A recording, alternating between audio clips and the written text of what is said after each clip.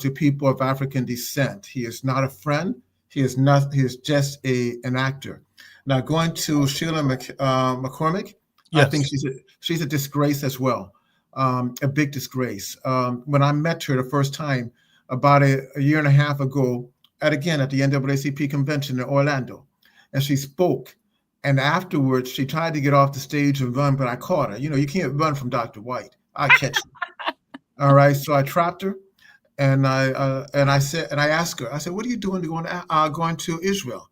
She had just went to Israel at invitation of Netanyahu with Hakeem Jeffries, Richie Torres, Lucy Macbeth, Rakina Williams, and a host of other members of the Black Caucus, just about 90% of them. And I said, why would you go there? And why? And what are you trying to do? Well, first of all, she said we went there to study racism. I said, all you have to do is go out your front door if you want to study racism. All right, we have enough of it here in the United States, if that is the case. But in reality, she went there because Netanyahu, which is nothing but an extension of AIPAC, had paid them off to go. You will never hear her talk about it.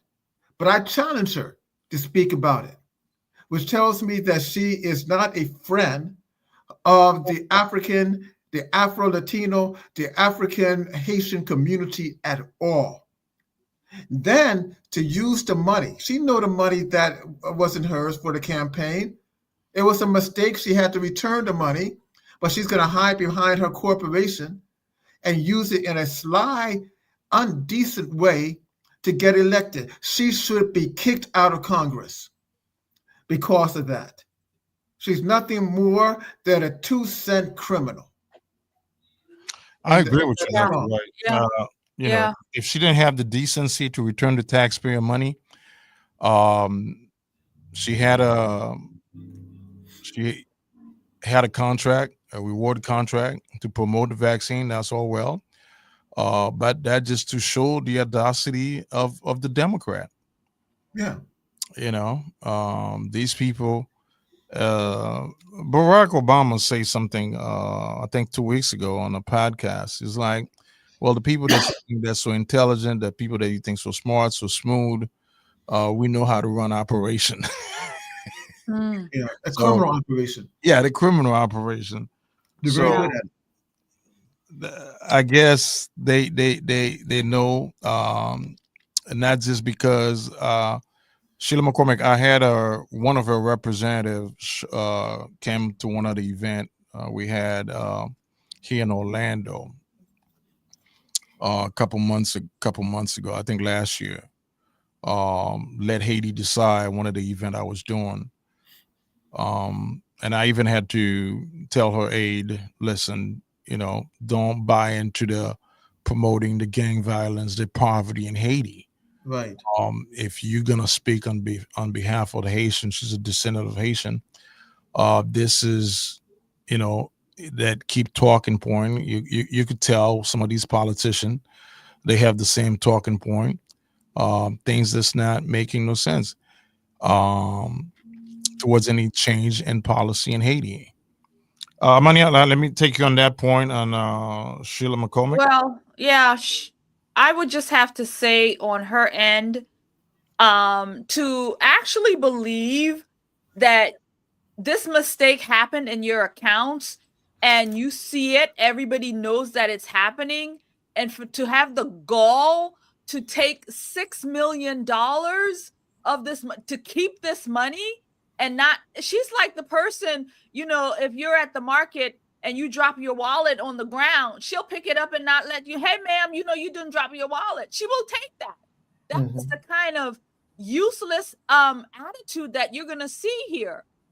So she took this money and then she used it to run for office. And for her colleagues, Adam Schiff and the rest of them, are they going to be speaking up about this? Are they going to have her resign for taking the taxpayer money, for not being an honest player in all of this? Because you don't have any honesty. If you're going to outright steal from the American people and then put your hands out there to collect even more money. It's a And what, disgrace.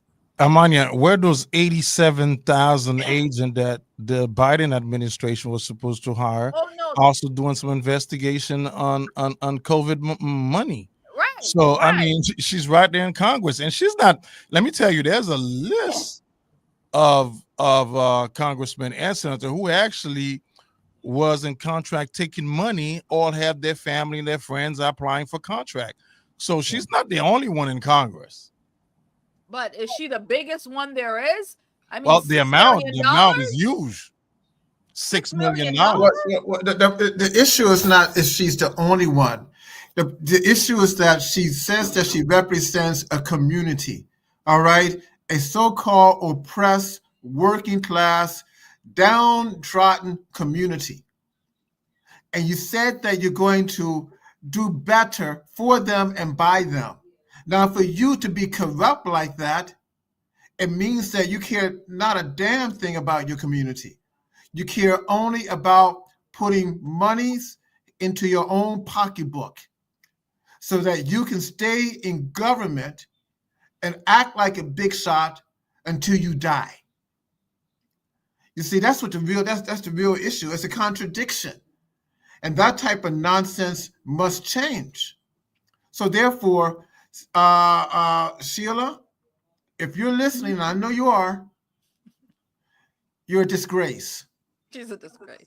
You are a disgrace, and you should just pack up your things and go do something else and let someone who really represents and really love the community represent the community and do good by the community. By the way, Sheila, I looked at your record. I can't find anything that you have done substantially good for the people that you represent in downstate Florida. And she took a seat of very good congressman. I might disagree with him. Philosophy, Alcee Hastings, who died.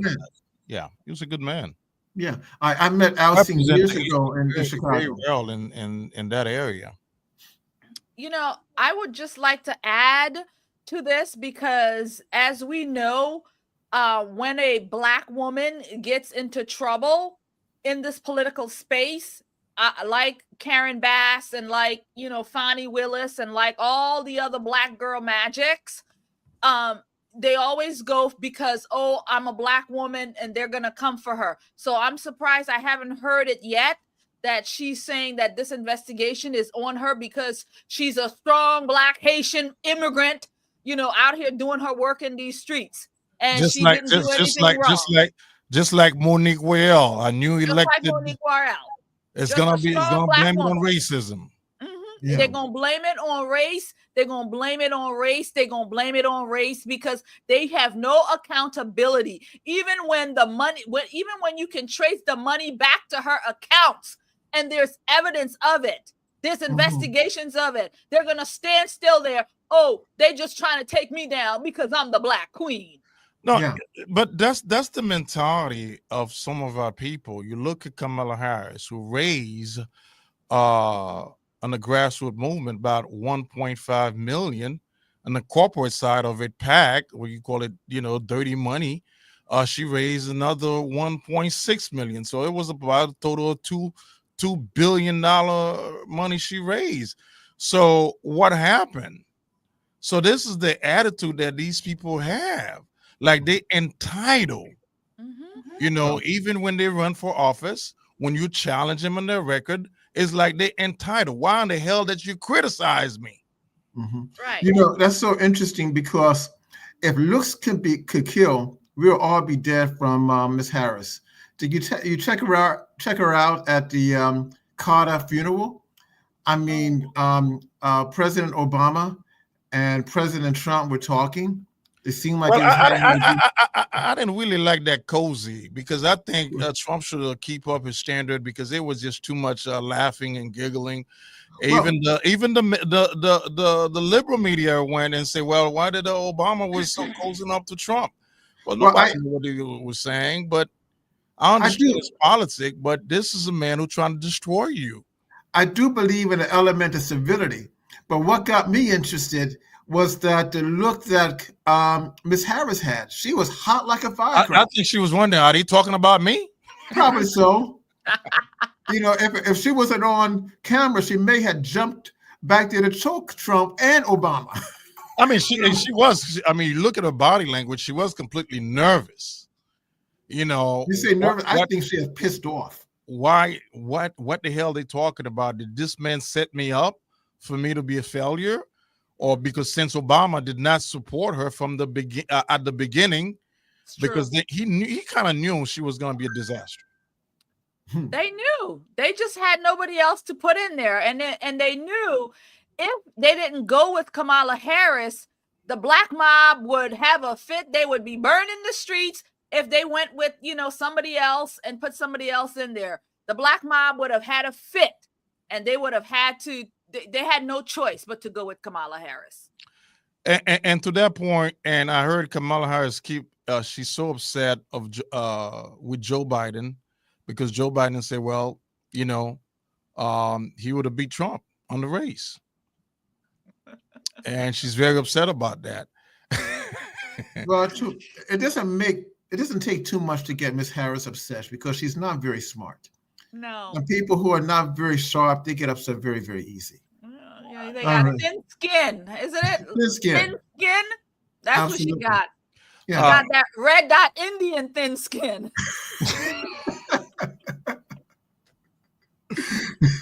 Boy, thank God the American. You know what? Did anyone ask her how she washed her greens for New Year's? Oh God, nobody did. Nobody asked her that. She's no longer relevant because the memes would have been happening. She's no longer relevant. We put her to the back. She's no longer relevant. Nobody cares what Kamala Harris has to say. She's finished. Roberto's back. Okay. Yeah. Well, look at her word during this crisis in her own state, and she contributed to it. And even though I heard, I don't understand the people in California. That's a whole different country. Maybe they should be maybe they should gain their own independence. Probably want her as governor. We have Roberto back. Roberto, are you back? Voy, how we doing, Dr. White? Okay, I don't know if how you doing, brother? All I see in your background is two Little eyes of light. I see him. Yeah, I see him. Roberto. Unfortunately, Hey, it's a drone. It's a drone from another country, another world. Yeah, guys. It's a drone. Apologies because even though I'm running late for this event here, but I did listen to Dr. White for quite some times, and I didn't get a chance to jump on. But I do want to connect for the next 5 to 10 minutes, really, and discuss a couple of things. So, always a pleasure to be on here. But Voy, as I've mentioned before, at some point, guys, we have got to get off this election cycle. The presidential election is long gone.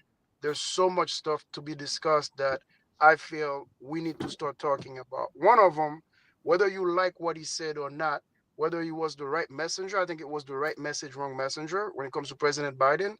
Everything he said with regards to an oligarchy taking over in the United States of America is true.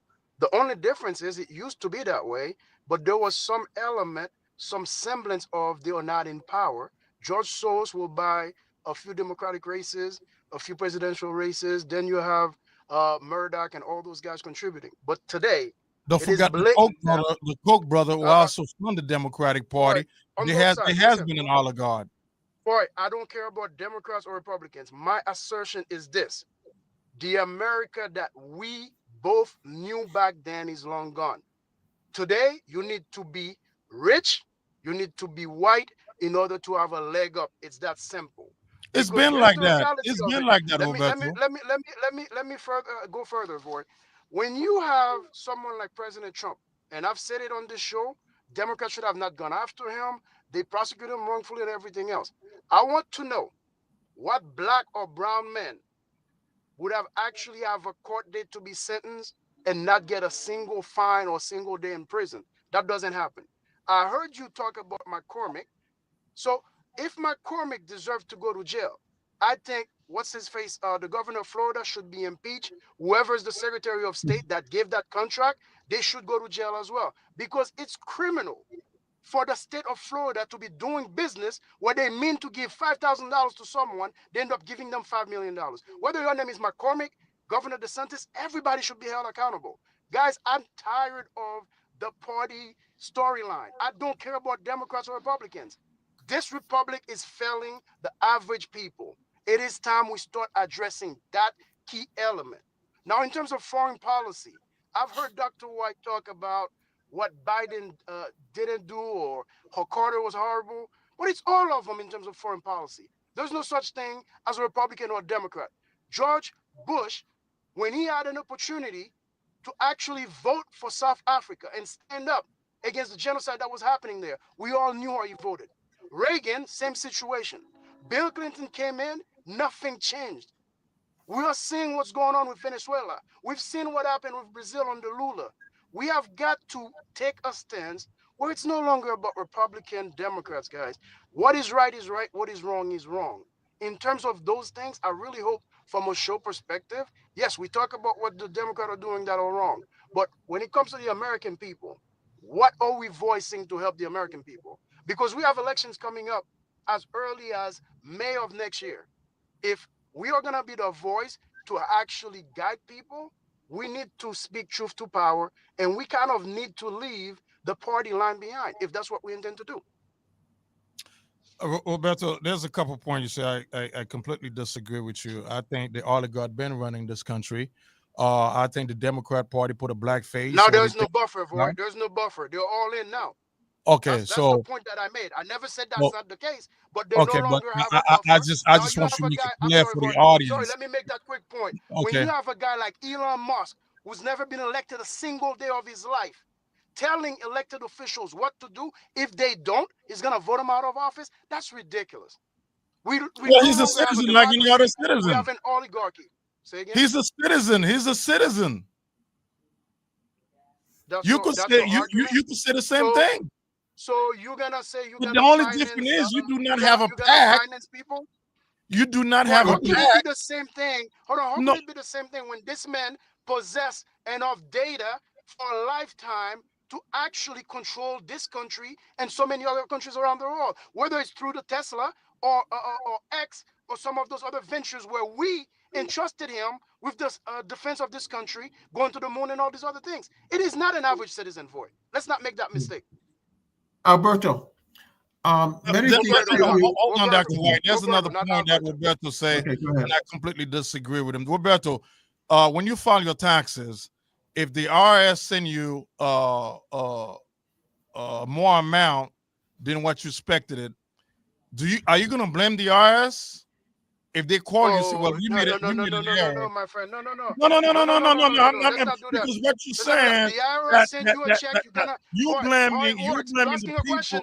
This is you asking the question. Not a liberal. This is not a liberal radical. No, hold on a second. It's very simple. You're blaming the error. My friend, listen, I'm going to cash the check. You asked the question. The IRS is going to come back and say, hey, Mr. Baptiste, we've made a mistake. We just realized we sent you $2,000 extra. We are not going to actually debit it at one time, but over the course of the next 5 years, we need it rectified. We're going to get the money back. What in the world did the state of Florida do to get McCormick to conform and return that money? How are you supposedly a government of the people, and you made a mistake of $5 million and you can be fired? How is that not ridiculous, guys? And her audacity, and your audacity, she took the money and ran for office. And Roberto, should be ashamed of themselves. You want to blame Yeah. One of the things I want to say is that some years ago, the Bank of America made a mistake and put some money into my account. They said to me, Dr. White, return the money in so many days. It was their mistake, but I returned the money because it was mine, or it wasn't mine. I didn't spend the money. I returned the money.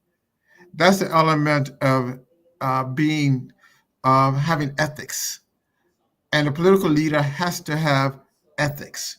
You represent not yourself. You're representing millions of people who look up to you. So, Dr. White, those ethics your word is very, very important.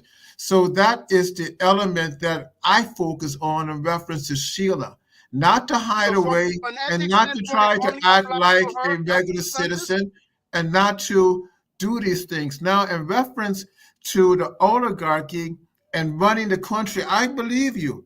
They're both on both sides, but the problem is that when the Democrats or so-called liberals are in power, people like yourself don't say anything about that. You go along with the program. Yeah, you're sorely mistaken on that one. There is a consistent mistake in this.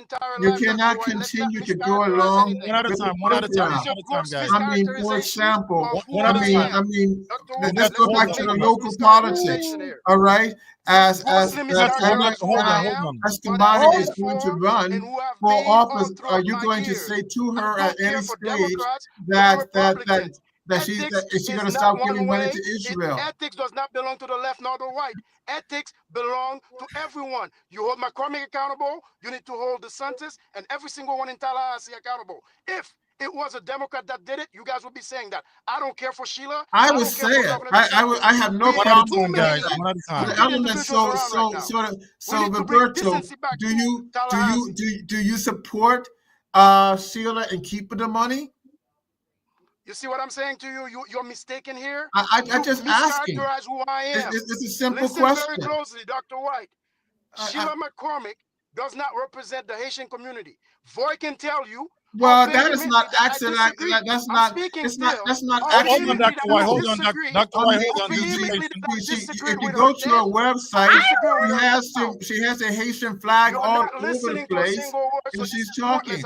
You see, so she does represent the Haitian community to the political establishment. Guys, listen. When one of you are talking, let the other speak.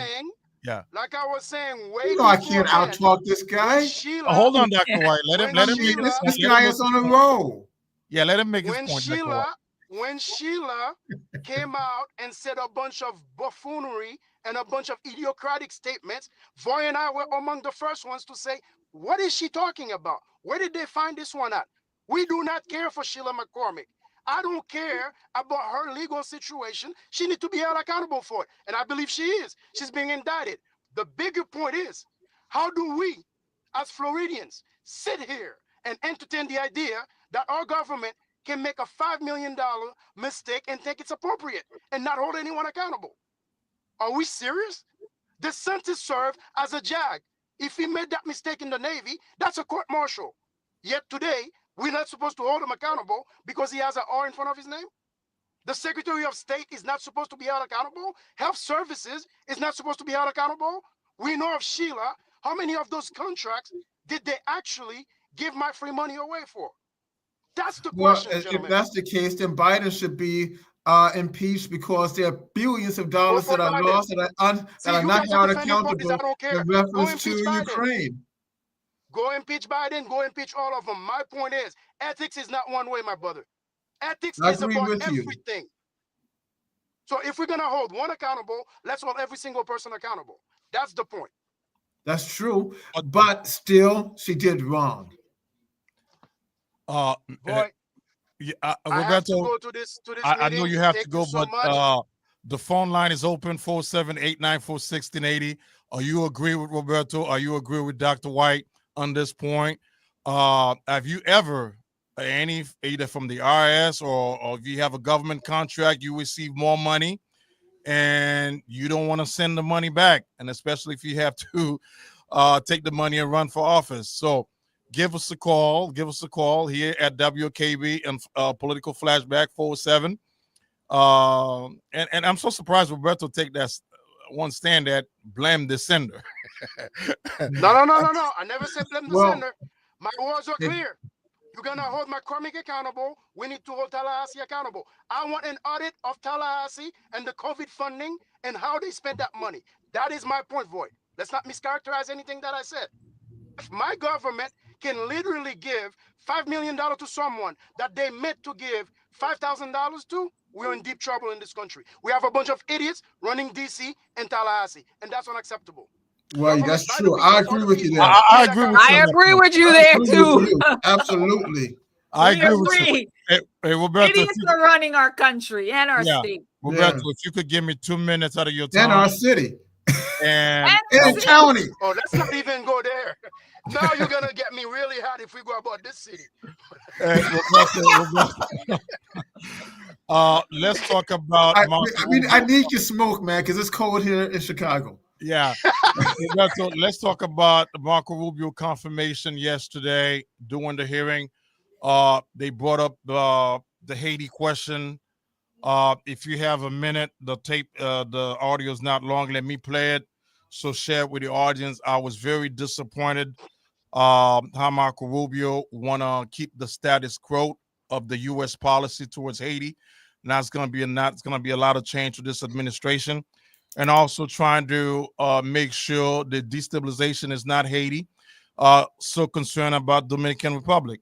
So to me, that really bothered me because I see how the Biden administration and the Trump administration fighting for Ukraine and this peace deal with Israel and Hamas. I wish they would have put that kind of effort in towards Haiti, and that's not happening. So give me a second here. Let me play this because to me this is important. That's why it's so important. We got to go. If we have to do another approach, meet with Marco Rubio or somebody else in the Trump administration, we got to do so. Give me 1 second here.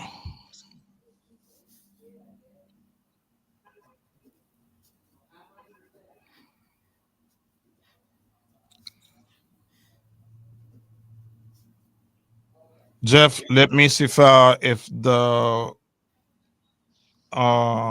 Bluetooth is ready, so I could play this clip here. Amania, let me hear you for a minute, and then I'm going to try to locate this audio, okay? Because I know you had the mic, Amania.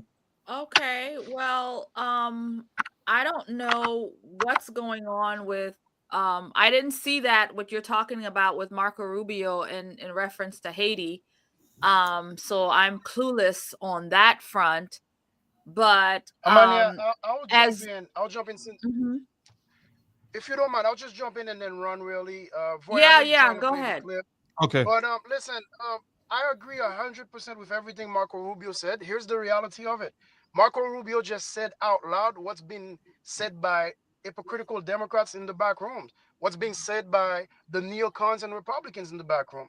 I cannot disagree with Marco Rubio because I've said this enough to my Haitian and Caribbean brothers and sisters. Haiti does not matter to the United States of America. Now, that being said, I would say to future Secretary of State Marco Rubio, stay the heck out of the way. If Haiti is meaningless to you on the political board or the foreign policy board, stay the heck out of the way. Let the Haitians deal with their own mess and clean up their own mess. I'm glad he mentioned that the Haitian police, men and women, despite being outgunned, despite not having any formal legal authority from the political side, they've been fighting the gangs inch by inch, every city block that they can. So that being said, the U.S. need to remove the embargo on the Haitian military. The U.S. need to stop pretending to be a friend and that they're defending human rights, because for 5 years, Haitians have been murdered, raped, and everything else, and the U.S. have kept the Haitian military's hand tied behind their back, and they cannot be part of the defense national security of Haiti. So now, with Rubio stating openly that, again, the only issue is when Haitians destabilize the Dominican Republic or Haitians come here on the border. That's when it's going to be an issue. That's great, Mr. Rubio. So let the Haitians deal with their own mess and clean it up. We no longer welcome U.S. foreign interference in Haiti. If he can do that, by all means, I agree wholeheartedly with him. Let the Haitians sort it out. Alberto, I got news for you. I agree with you. 100%. Brother, even though you keep calling me Roberto, I think bottom line is on foreign policy, you and I, there shouldn't be any light because That's we've right. been around. We've seen what U.S. Absolutely. foreign policy has done to destabilize the little guys. It's enough on this century. President Trump is about nationalism. Let the Haitians sort it out and be nationalistic about their homeland as well. That's it. Okay. Yeah, there's some concerning issues that I have with Rubio. I like him as a man. I think he can do some good things if he changes some of his policies. We can't overlook the fact that Rubio when it comes to Latin America, he's been a hawk. You know, he wanted to invade Venezuela. He wanted to invade Cuba. He wanted to invade Iran. He supported, and he thinks that Bolsonaro, who was the former president of Brazil, is a good guy. Those things are very, very disconcerting and something that we have to look at. One of the things that brother just stated, I agree with him, and that is what's taking place in Haiti, from my perspective, is a civil war. And that and the Haitians must have the opportunity, like any other country, to hammer out their own issues without interference. And we all know that the United States has never been a friend of Haiti, never have been. And they're only concerned about Haiti because of the internal resources that are found there.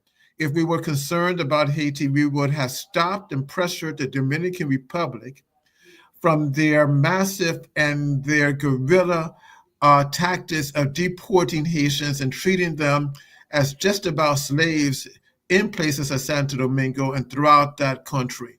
We would have said something about it by now. Hold on, Dr. White. I have the audio clip right now, so let me. Before we do that, I'm gonna sign off. I have to run also, but I'll have to catch it later. Okay. So I've got to run. Gentlemen, always a pleasure. God bless you and keep you, and we'll talk offline. Take care, Sister Warrior. Did brother leave too?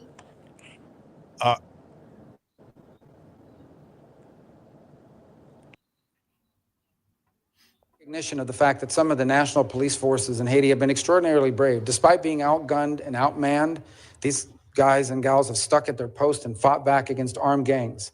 You know, when the most powerful person in any nation state is nicknamed barbecue, that is not a good thing. And this guy obviously is not named that for good reasons. He's not a cook. These are bad gang elements that are operating within Haiti and have destabilized not just Haiti, but threatened to destabilize the Dominican Republic, not to mention the migratory pressure that it places on the United States, on the Bahamas, and on other places in the region. There is no easy answer. The Kenyans are there, and I can tell you, I think they deserve a lot of credit for being willing to take on that mission. In recent days, missions from various other countries have arrived, El Salvador being among them, to sort of contribute to that effort. I don't think anyone can tell you they have a master plan for how you fix that overnight. I do think it does begin with stability and security. You've got to establish some baseline security, and it's not going to come from a U.S. military intervention. So to the extent that we can encourage foreign partners, and I would include foreign partners in the Western Hemisphere, who should be contributing to this effort to provide some level of stability and security in Haiti so that you can explore the opportunities to have a transitional government that has legitimacy, that can ultimately lead to the conduct of elections, and then have governing bodies in that country that can bring about a nation state that can begin to build some of the things you need in order for permanency. But it's going to take a long time. And I say this with sadness in my heart. There have been good times and there have been bad times and worse times in Haiti, but sadly, there's not really been a golden era in Haiti's history, and your heart breaks for these people and for what they've gone through. But you also, as a policymaker in the United States, recognize the implications it's had on our country, not just in the migratory pressures it's placed on us, but as I pointed out earlier, the threat it poses on a daily basis to destabilizing the Dominican Republic. There's a fundamental problem in Haiti in that there is no legitimacy of authority. And I say this in recognition of the fact that some of the national police forces in Haiti have been extraordinarily brave. Despite being outgunned and outmanned, these guys and gals have stuck at their post and fought back against armed gangs. You know, when the most powerful person in any nation state is nicknamed barbecue, that is not a good thing. And this guy obviously is not named that for good reasons. He's not a cook. These are bad gang elements that are operating within Haiti and have destabilized not just Haiti, but threatened to destabilize the Dominican Republic, not to mention the migratory pressure that it places on the United States, on the Bahamas, and on other places in the region. There is no easy answer. The Kenyans are there, and I can tell you, I think they deserve a lot of credit for being willing to take on that mission. In recent days, missions from various other countries have arrived, El Salvador being among them, to sort of contribute to that effort. I don't think anyone can tell you they have a master plan for how you fix that overnight. I do think it does begin with stability and security. You've got to establish some baseline security, and it's not going to come from a U.S. military intervention. So to the extent that we can encourage foreign partners, and I would include foreign partners in the Western Hemisphere, who should be contributing to this effort to provide some level of stability and security in Haiti so that you can explore the opportunities to have a transitional government that has legitimacy, that can ultimately lead to the conduct of elections, and then have governing bodies in that country that can bring about a nation state that can be. Dr. White, one of the things Marco Rubio stated there is he mentioned El Salvador, help El Salvador, and you see how he's so emphasized on destabilize, worry about Dominican Republic. I remember when the president of El Salvador was trying to get rid of control the gang in that country, Nancy Pelosi, and the United Nations threatening him. But he didn't worry about the pressure or concerning about the pressure. He was worried about securing his own country and take control of the gang.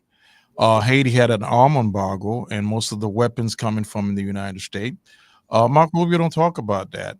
And doesn't talk about the policies, some of the policies that they implemented, even with the 9 members of presidential member that they have right now was established by the U.S. So it's a complete failure on some of the stuff, the policies that the United States has been dictated. So to me, that's why I had a problem with Marco Rubio. So with foreign entities talking about another which country, because when they go to the Dominican Republic, they make some of the policy there and destabilize Haiti. Some of the thing that President Abinader is doing on the human right violation on immigration.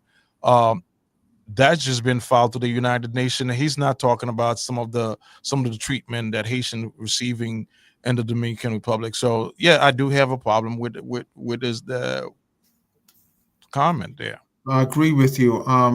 Mr. Rubio, fine fella, but he is not an expert on geopolitical issues by no means. He is just following the rhetoric that has been placed before him. And I really believe that as Donald Trump moves on, he is either going to have to pull Mr. Rubio on the carpet and say, listen, you got to be a little bit more analytical and know what's taking place, or I'm going to have to replace you. Because his policies are right now, in speaking in this line, does not follow the interests nor the rhetoric of the Trump administration that's coming into power Monday. For example, when he talks about Kenya, he completely ignores the fact that the United States, along with Canada and France, has hired Kenya to be the attack dogs for the West. And that the people in Kenya, I was supposed to be in Kenya not long ago, but I could not go because of the uprising that they had in Nairobi against. Which is the most corrupt country in Africa, and that's who you send to help us. That's right. And the people are saying that we have no connection to Haiti, meaning that, yes, we're both people of African descent, but we don't speak the language. The Haitian, one country speaks French, the other country speaks English. The sub-language, one country speaks Creole, the other country speaks Swahili. Completely different. And so now you're taking one country to utilize their police force to subdue them, which they have killed people in Haiti, and some Kenyans have been killed. So Rubio doesn't know anything about these things, and that needs to change. Then going back to Nicaragua, all right, and El Salvador, it seems like he completely forgotten that one of the worst gangs that this hemisphere has produced is MS-13 that come from those areas. Yep.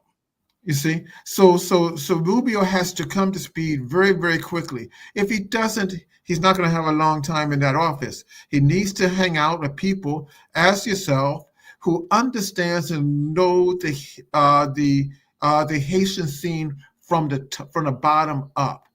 And the worst thing he could have stated that, barbecue, he got the name because he kills people. Well, doggone it. Anyone who knows Haitian politics knows that barbecue's mother used to sell barbecue. And that's how he got the name. Not because he's going around barbecuing people. That's one of the savage's images that they have utilized on Haitians for the last 300 years. Anything from being worshipers of the devil to be incountables. So it's I agree with you 100%, boy. Yeah, and I was hoping this administration would have looked further and have a different approach on policy. We're still gonna work hard to do that, to change course. At the end of the day, the Haitian got to take their own security to protect the country, because what's happening in Haiti is a complete disaster. Yeah. It is a complete disaster. When I see some of the politicians here in the United States trying to use that as a political for their own political agenda, it's really painful. When I see the effort and the energy, both you see right now in the negotiations going to Israel, the energy Biden and Trump put in.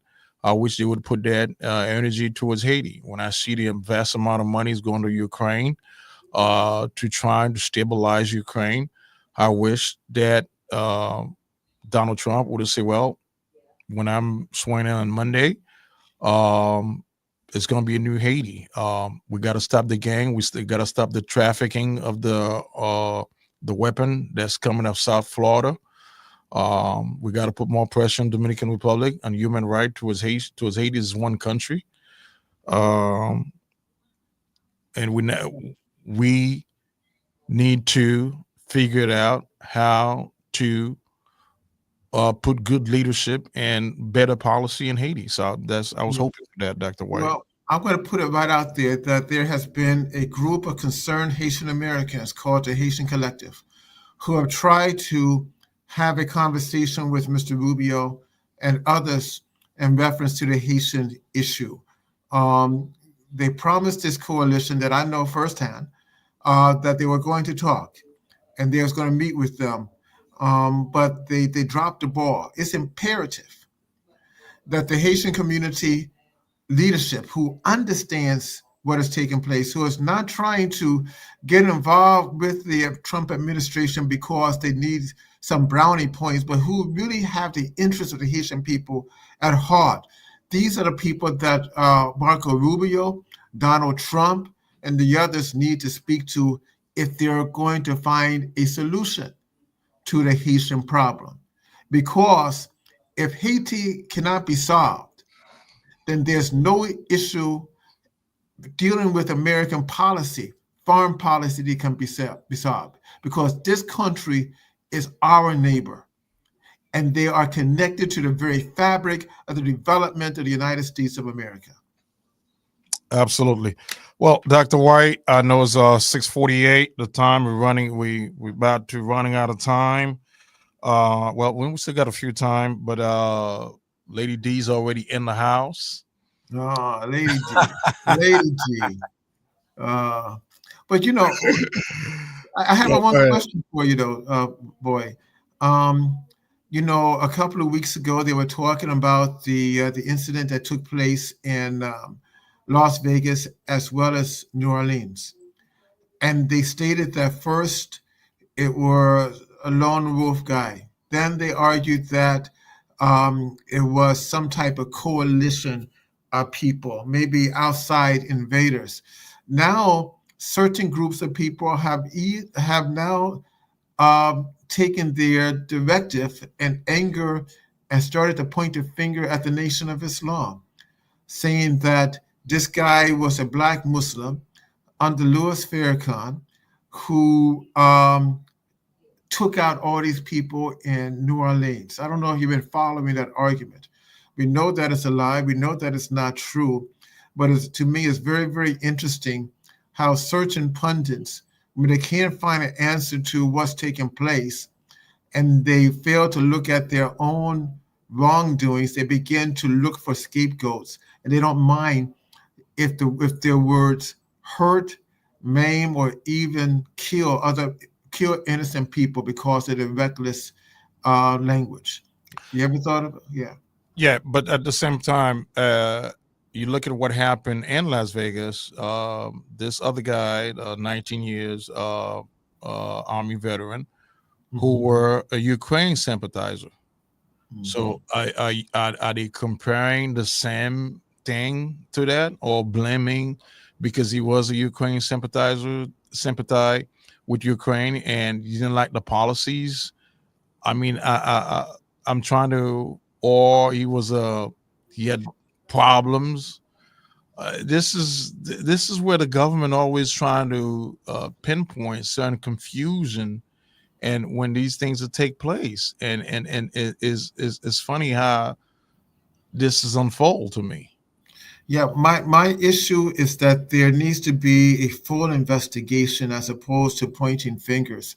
I mean, we still haven't had a real good investigation on the fellow who took a shot at President Trump, the other fellow who was getting ready to take a shot at him at his golf course. Pennsylvania, yeah.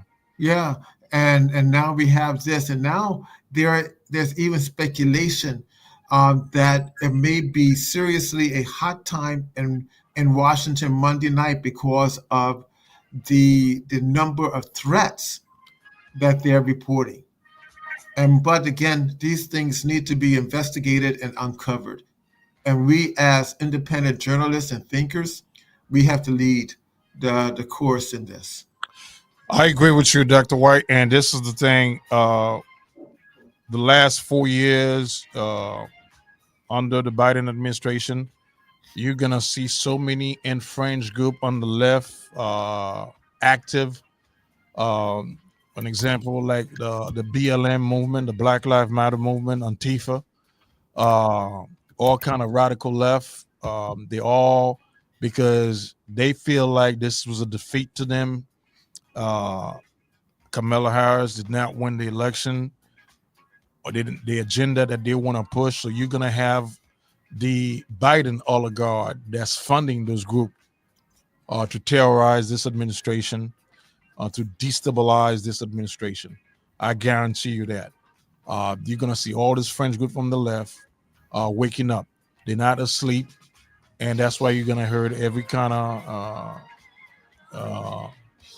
theory out there. So we got to be alert, and hopefully everything will be fine on Monday. I know President Trump got a big gathering on Sunday, so because he's up against some evil people, some bad people. Bad people. All right, you get the last word, Dr. White. Well, again, Monday is going to usher in a new era in our country. And we believe that it's going to change things for the better. Thank you, Voy, for the work that you're doing, and keep speaking truth to power, because that's all what we have. The truth, our voice, and our unity. Long live Political Flashback with host Voy Nikolas.